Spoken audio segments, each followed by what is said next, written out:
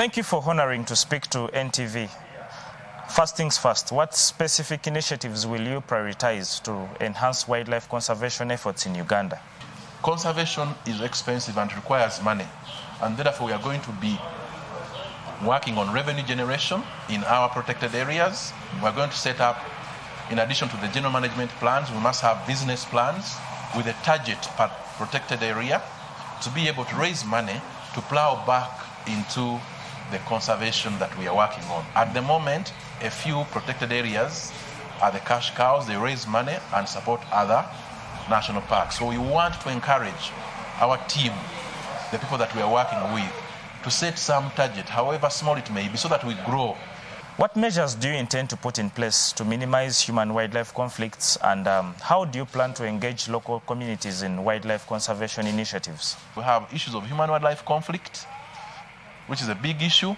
We are going to speed up the compensation for the victims of wildlife damage by creating a mobile application that's going to speed up the process. We're also going to review the guidelines, compensation guidelines, to see how we shorten the process of compensating our people. We have invasive species that are a big issue. We are going to finalize the invasive species management strategy. We must have an invasive species management strategy where we head-on tackle the invasive species using local capacity, but also international capacity. We are going to reach out to international partners to see how they can support us deal with this issue. 37% accounts for the performance of domestic tourism in the country. What specific strategies will you implement to boost local tourism in Uganda, given that conservation areas hold a bigger share in Uganda's tourism attraction? Uganda Wildlife Authority has already started regionalizing zoos, for example. When people connect with nature, when people connect with animals, they develop passion, and so they go and visit and even support conservation initiatives. So by establishing regional zoos, one of them is being completed in Mbale.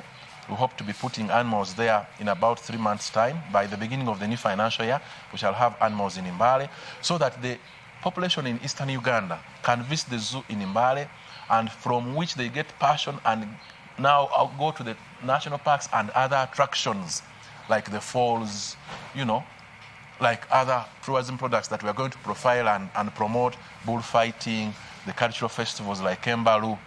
So regional zoos are a key component of what we are going to be doing. That has been Dr. James Musinguzi, the newly appointed Executive Director of the Uganda Wildlife Authority.